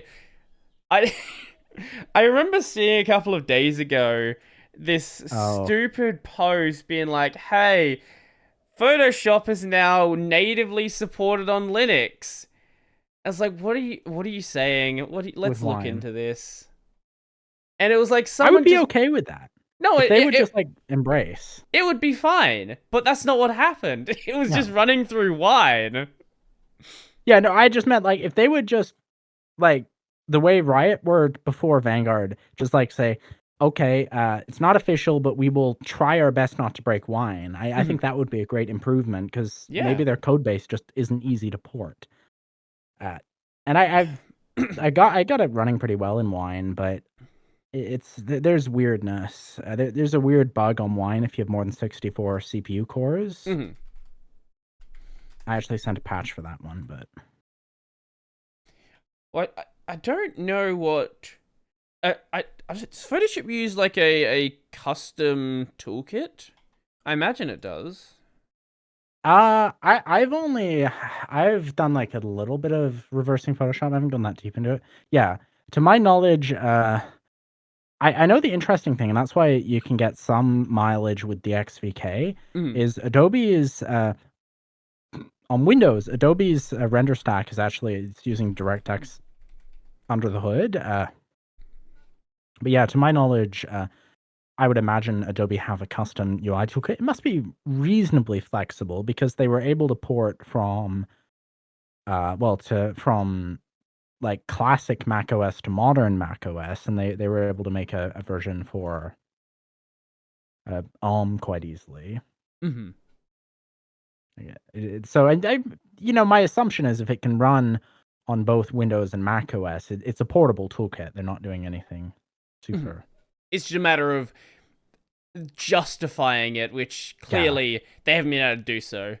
Yeah, I would honestly be. I know some people are like, oh, there's this weird mentality I've seen arise where as people now don't like Adobe, there are now people who've gone from Linux is only going to be successful if Adobe is supported on it to now Linux should never have Adobe on it because Adobe bad. Like, I don't know why this has happened, but I also don't understand why you would ever be bothered if the software is just available, right? Like, if Adobe was like, hey, we're going to support Linux or we're going to let it work through Wine and not break anything, that wouldn't be a bad thing for anyone.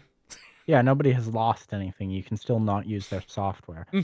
There would be people who would make the argument that what it would do is it would hurt competitors. But I think the reality is if a competitor was going to sprout and actually take them on, that would have happened by now.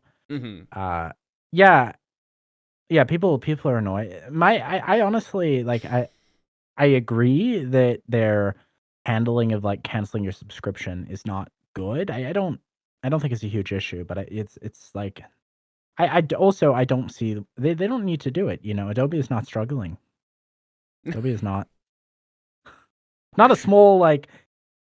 This is something a company that cannot get people to use its software would do. It's not something that. Right, people will certainly have this drama with Adobe, but the problem is getting out of the Adobe ecosystem is very, very difficult. Yes. Like it's not just a matter of, oh, I'm done with Photoshop, I'm gonna move to Affinity. Like, if you work at a graphics design company, if you move from Adobe to Affinity, it's not just a matter of retraining the developers. You likely have plugins that you rely on, maybe custom plugins, other tool, like parts of your tool chain, maybe clients that you work with who you outsource things to, who they also need access to those PSD files, who now also you need to find new clients outside the company to work with. And there's this big chain that makes it really, really difficult to move. And that Adobe price, whilst it might be a lot, it's certainly not too much to justify making that shift for a lot of people. And you also have, when you're thinking in terms of that, it's not just like, because usually you have a Creative Cloud subscription, so you have the other tools as well. Right. Like you got Premiere, Audition is quite good. Yeah. It's yeah. And you're not, maybe you could move to Affinity, sure, and I know people do that, but moving to any of like you're not moving to the FOSS side of things. There's just not an ecosystem that exists here that you can really justify. Like, yes, there is the different tools, but you don't have that integration like you have with what you get from Affinity, and especially what you get from Adobe. And a lot of people who are just hobbyists do like undervalue how important this is. Because if you're a hobbyist, it doesn't really matter. But when you're some like cost matters, but like when you're a big marketing firm, like it's a very different situation then. Yeah, and I mean the main reason, like the only interesting thing in the creative world is that coloring and video effects is sort of the exception, which is why we have DaVinci Resolve, is because in those, like in the 3D and coloring space, Linux is actually quite dominant. Yeah, there's a lot of places that do use Maya, but Blender is actually a competitive tool in this space. Oh yeah. Which is always it. Like, also OBS. Like, I remember when people used XSplit for everything. Oh, that was awful. I used it once. It was, there were so many terrible proprietary. I think the thing is though, like when even if it's not dumb, when the popular choice is free, and open source, nobody talks about the proprietary alternatives. Like nobody cares about XSplit. Mhm. It's dead. Yeah, it's. You I know, found out they're still around and they still have like modern versions. I don't know who's people are using paying them. for. I just can't. Well, I maybe okay. I do get it. It's like Businesses, I guess. well, I was just gonna say people have used it for a long time and don't want to change. That's Like fair. there's the cost. It's like the same as in the reverse engineering world. There's IDA, which is this very expensive tool. Hmm. And they just jacked up. And the big reason why people are using that over something like Primer Ninja or Ghidra is because they learned it and they don't want to change, and that $5,000 a year isn't that big of a deal. Hmm. Yeah, like if there's a lot of people who started video editing on like Sony Vegas who Yeah. are still using that today. So it's called Vegas Pro now. They rebranded. Yeah, it's not that bad. Yeah, it was like the first thing I ever used. I just like same issue I have with Ken Live, except it's expensive too. But the performance just isn't very good and Hmm. totally locked into Windows. Yeah, so I went to Premiere and then I went to DaVinci Resolve Hmm. because of Linux. It is nice that DaVinci is available on Linux, even if the Linux version isn't perfect. I know there's especially issues with the free version, so you Oh kind of yeah, have to yeah. use the pro version, and you can't. I found out recently that there are issues with it under GNOME, which are, to be fair, are GNOME issues where it doesn't it doesn't have a fallback for GNOME refusing to add server-side decorations, so the window just doesn't have window decorations. Yeah, yeah. And the other thing, yeah, with the codecs and everything, it's like the unfortunate thing and the workaround for the studio version Mhm. is because you've got on NVIDIA hardware, you can just use the NVIDIA encoder, which isn't subject to the same rules. But there's this thing most people don't even think about that those codecs, besides AV1, which is free, Mhm. those are proprietary, and there's a consortium called MPEG Licensing that wanna rent seek from that. And I guess, Mhm. for Windows and Mac, Microsoft pay the fee. Mhm. But for Linux, well, the distros are not paying the fee, so DaVinci Resolve has to pay it, I guess. Mhm. But I think now that we're moving to AV1, that's gonna be better. That'll be nice. That will certainly be nice. It'll take a couple of years for like the GPUs that people are actually running to catch up, and probably like 5 or 10 years from now, this just won't be a problem anymore. Yeah, But during this like middle period, it's things are a bit annoying. yeah. But I I'm not actually sure how like the H.264 situation works under Linux. Like my understanding is on Linux we have these like reverse implementations or something. Well, yeah, okay, so there's, like, the weird thing of and the patents are, like, nearing the end of their life. Mhm. Like, I think by the end of this by, like, 2026, a lot of this will be public domain. Mhm. But essentially so, yeah, there's copyright, which you can get around with reverse engineering if you do it properly, and there's also patents, which I think Australia actually might be one of the countries that doesn't have software patents, but a lot of countries have them. Mhm. And that means that there's legal issues with any H.264 implementation that doesn't pay a royalty. But they're not going to sue random free software developers and users. Mhm. But I guess if Black Magic were using those implementations, there could be issues. It could be Mm. unsound. I know Microsoft actually tried selling H.265 support on Windows for a while, but I think they may have given up on that He did effort. do that. And MBV Yes. and things like it just don't care. I do remember this actually. Yeah, I think it was Windows 8, maybe Windows 10. I think it was So both. Like they really they thought people were gonna pay for this. H.264 codec. Yeah, 5 years ago, Windows 10. Um, Don't pay Microsoft that $1 for HEVC codecs. There is a fully functional free version from Microsoft itself. Yeah.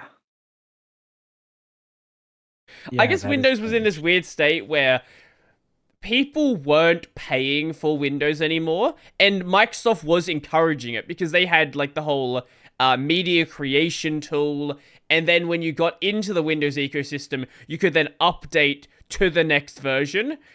Yeah. So they sort of created this situation themselves, which is also a big part of the reason why they also went down the whole route of, hey, give us all of your data, because they look it if you're not paying for it, then people like to say if you're not paying for it, then you're the product, and this is true in like corporate projects. It's not 100% true in every situation, right? Like, if you don't pay for it, then you're the product. They're like, that's not the case on like Linux.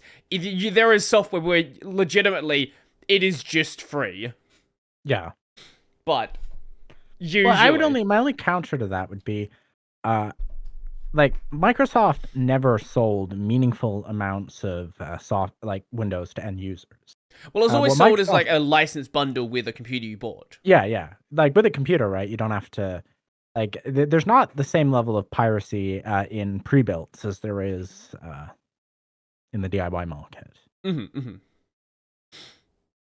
But yeah, they definitely they really got out of that space. How much And is a yeah, Windows 11 license now if I actually wanted to buy one? if you want to buy one from Microsoft, it's like 200 and something US dollars. Maybe it's 100 and something. Australian price $250 for the home edition. Holy shit. You're getting ready for the April Fool's video where you switch to Windows. I don't know what I'm gonna do for April Fool's next year. Actually, I've certainly had some fun ideas. What actually? One thing I was I was thinking of doing is doing a GNU tool tier list and then just putting everything in the S tier and just increasingly making the reason for why it's S tier just like dumber and dumber throughout the video. I don't Because know. it's GNU. We'll see what happens when we get to that point. I always enjoy doing the I always enjoy doing the April Fool's videos. It's fun to just put out something where it's just I like doing a really like dry video as well. Like, so you're gonna have people who actually think it is serious. Like a really good example of like how I like to approach it is the same way that like lockpicking lawyer does it, where Yeah. like it was a couple of years back where he did one where it was like, I'm breaking into my ex-girlfriend's house. Oh no. It's like, this is perfect. And then it ends with him getting arrested. Oh god. You know what we haven't talked about? We don't really talked much about like your use of Linux. Okay. So what do you obviously you have like the setups you use for doing like malware testing. Um when you're doing that, like what are you usually running as the host system? Like when Okay. you're So testing like a usually Windows malware, obviously. pretty much everything I do on Linux, like on desktop. I mean, I have all my servers run Ubuntu, but on terms of my desktop, it's pretty much Arch. Mhm, I've tried a few other things. I tried Ubuntu on desktop, and I actually had quite a few bugs, and I just wasn't very happy with it. mhm, I've tried, so I pretty much always use Arch. I've gotten a decent understanding now of like the package builds, so I mhm, can do because I use for QEMU I use a patched version, so I was able to get that installed through Pacman quite easily. mhm. So I like Arch for a number of reasons. It's up to date because there's this silly thing on Linux where a lot of distros act like they call it stable, but it's just really out of date. I like the term stale instead. You're right. Yeah, it's just not that good. So Arch and the AUR, while it does have security problems, it's convenient. Mhm. And I would say generally, I think Arch is actually, once you get into it, a very convenient distro. I think you also have used it a lot. Yeah, I've been using Arch since I switched to Linux. Yeah, pretty much everything I've done on Linux has been Arch, and I like it. I've thought about Gentoo for some things, but I like Arch. Mhm, Yeah, so I use that, and I pretty much use Arch for most things. mhm. What do you use as a desktop? Oh, I've that is less of a confident choice. So I've tried a Okay. lot of things. I'm really actually excited for Cosmic, Mhm. but for now, I mean, I've been using recently ever since KDE 6. I've actually found that to be quite good. Okay. Before that, I was mostly using GNOME. I like KDE, but I've also had a lot of issues with it. So uh, I think since Valve has gotten involved, it's gotten better. Mhm, mhm. But there's like the whole K-Rash meme.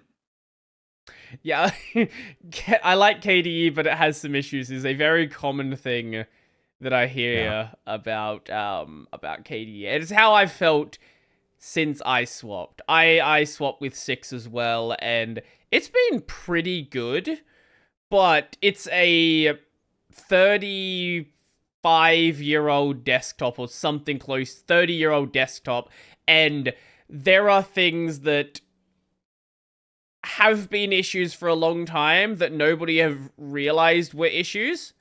Like I pointed out a couple of issues with they were smashing the drive cache for things they shouldn't have been using drive cache for that should have been stored in RAM. And this is fine if you have an SSD, but on a mechanical hard drive, it can lock up your entire desktop. Yeah. And there's other little things like this where nobody even realized it was a problem. But you get that with Well, that is. everything. Oh, you do? Yeah, no, there's some pretty wild things. No, I mean, for me, and especially because I'm on NVIDIA, until fairly recently, I just had terrible performance issues with it. Mhm, And that was enough to sort of give it up and just sort of deal with GNOME. mhm, But uh, yeah, I like the interface more of KDE, and also it's got better fractional scaling. mhm. And my advice would definitely be if you're into Linux, don't be trying to use high resolution monitors. But if you are, then KDE is the best option. Yeah, just I I I understand why people buy them in the case of if you got bad eyesight and you want to zoom in. But like if you can work with a 1080p screen just fine, just buy one. Like maybe go 1440, but Oh, I have never 1440. I've never felt any desire to get a 4K screen, and I just know how scaling's gotten a lot better, but I just know how It's much annoying. stuff doesn't work well with it. Yeah, I mean the main advantage of like high DPI is you get better sharpness and you get sometimes it makes quite a difference. Mhm. But no, it's definitely it's annoying. And the biggest thing you can't do on Linux that affects a lot of people on laptops is different DPI on different monitors. That's a X11 thing that Yeah, oh I know. Wayland is dealing with. I guess has dealt with, but if you still are using X11 because there's still some things that are Yeah. not perfect yet. Yeah. Gotten a lot better, but yeah. At least it's getting better. Yeah. Small steps Oh, it is. I forward. mean, I've used Wayland quite a bit recently, and it's been surprising how much better it was than it Mhm, used to be. mhm, mhm, 'Cause I remember when it was just so dysfunctional, I thought, "Okay, they've been working on this for 10 years, they're never gonna figure it out." mhm, mhm. Yeah, that's what well, the difference between the initial formation of X11 and the initial formation of Wayland is X11 was made by three super nerds at MIT who just sat down and wanted to fix the problem of there not being a generic solution to Unix graphics. Yeah. Whereas Wayland is, we have this working solution, let's make something better through design by committee. And Yeah. yeah. And that is Wayland is a prime example of why design by committee is often regarded as a less than efficient way to make things. yeah, I think realistically, and it's starting to start and I mean, Valve is starting to get more involved with it, which I Mhm, think is helpful, but, Yeah, it's just you really what you need is someone like Linus who can just say we're doing it this way Hmm. rather than debating that for 10 years. And You say 10 years, there actually have been some protocols that have 8-year long discussions. but Wayland was created in September of 2008, and it was Yes. unusable in 2018. So Well, yeah, that's especially if you want pretty to make long. videos. You couldn't record the desktop back then. Or at least, I think GNOME had a tool, but OBS didn't work No, on Wayland back then. no, and there was the whole NVIDIA thing with the EGL that they only recently worked out. Hmm. Hmm. Yeah, yeah. Things have gotten better, is the good way to Yes. put it. What is it about Cosmic that makes you want to have a look at it? Okay, so a few things. I like the look of it. I mean, not that like it's not trying to do whatever GNOME is trying to do. Hmm. And I like the. I mean, I'm a big believer in Rust, and I think Right, I forgot what about that part.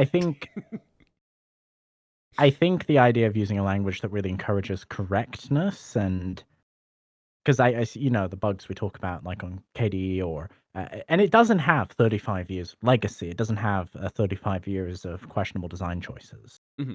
things that can be there. So I just think it's going to be a very stable, well thought out.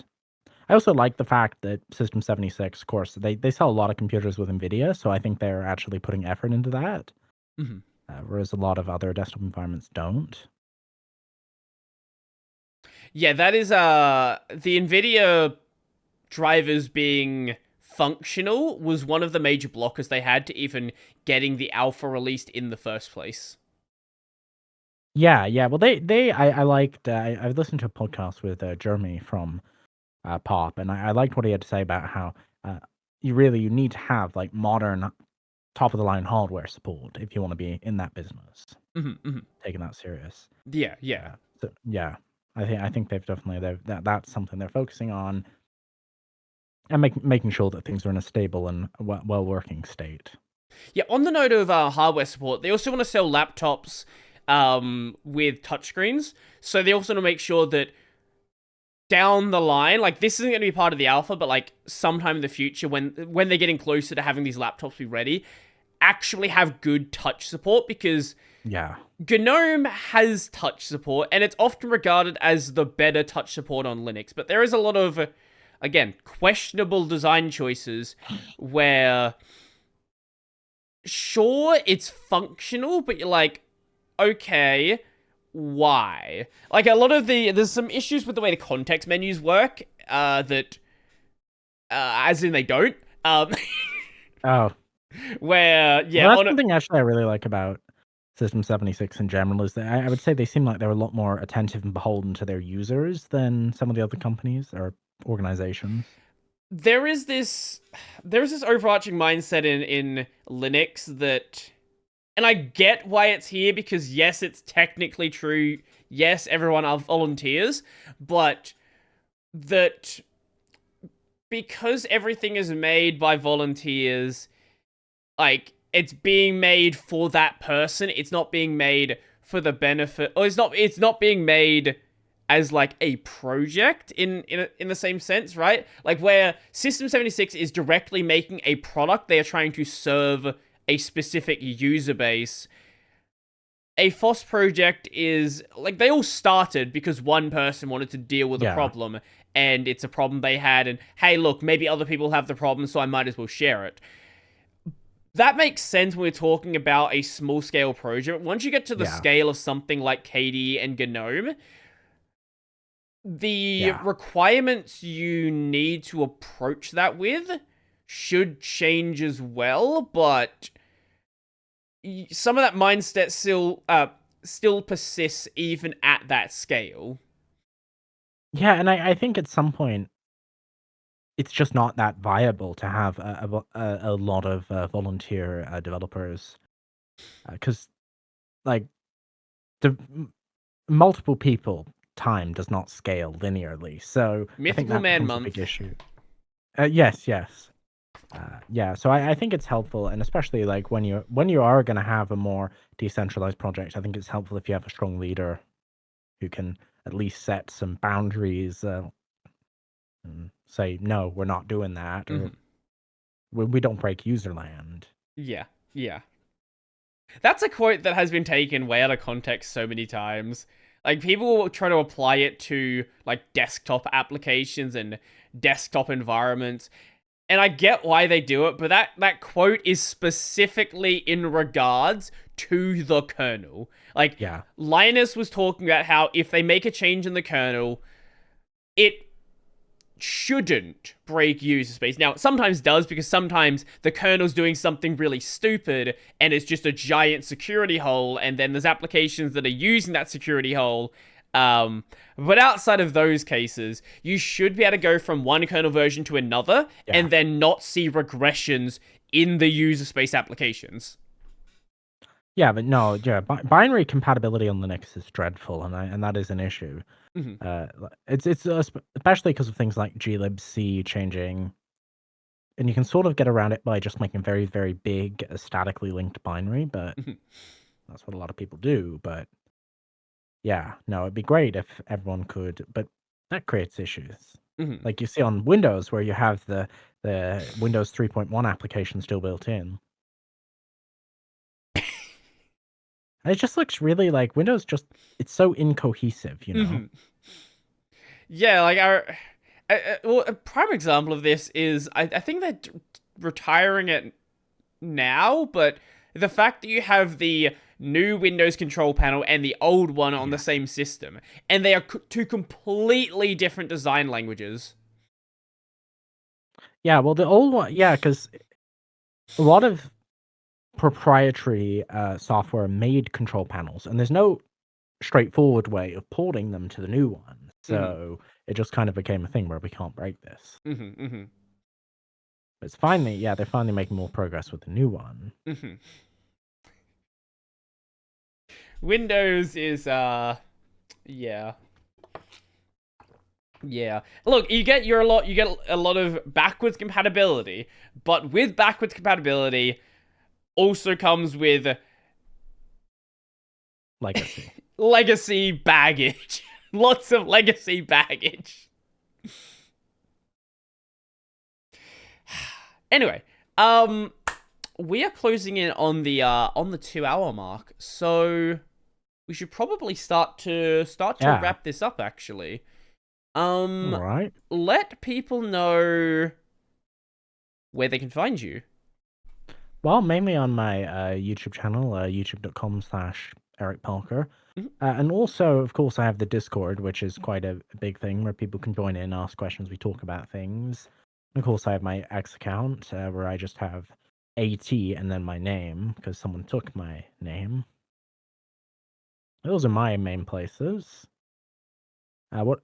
Yeah, I mean, and of course, we can find you on your channel. And You gonna do my outro for me? well, I don't know. You can You try know, kind of if you doing. want to. I'm not gonna stop you. Um, I'll let you do your outro. I know your channel, but you got some other things. I So do, yeah. Okay, so the main channel is Brody Robertson. I do Linux videos there 6-ish days a week. Sometimes I stream there as well. I've got the gaming channel Brody on Games. I stream there Thursday and Friday, my time. So look up Adelaide at 10 a.m. Adelaide time and convert it into your time zone. I don't know what that is in UTC. Work it out for yourself. I've got the React channel where I just upload stream clips there, and also this channel, the podcast channel Tech Over Tea. If you are listening to the audio version, you can find that on YouTube, Tech Over Tea. If you want to find the if you want to Jesus Christ, 250 episodes, still can't do this. If you want to find the audio version, there is an RSS feed. It'll be on all your favorite podcast apps, so look that up and yeah, you'll be good to go. So, I'll give you the final word. What do you want to say? well, first of all, thank you so much for having me on here. It's been great. Absolute pleasure. Yeah, and I hope everyone found it interesting. Yeah, I It certainly was the did. Uh hopefully. I don't know. Yeah. I haven't had someone on who talks about like malware research before, so this is definitely a new topic. Yeah, well, it's good to have some spice in here. Hmm. Well, yeah, absolute pleasure to have you on. So I guess we should stop the recording, unless you have some sign off that you want to say. Well, I guess I'll do what I do on my videos. Bye.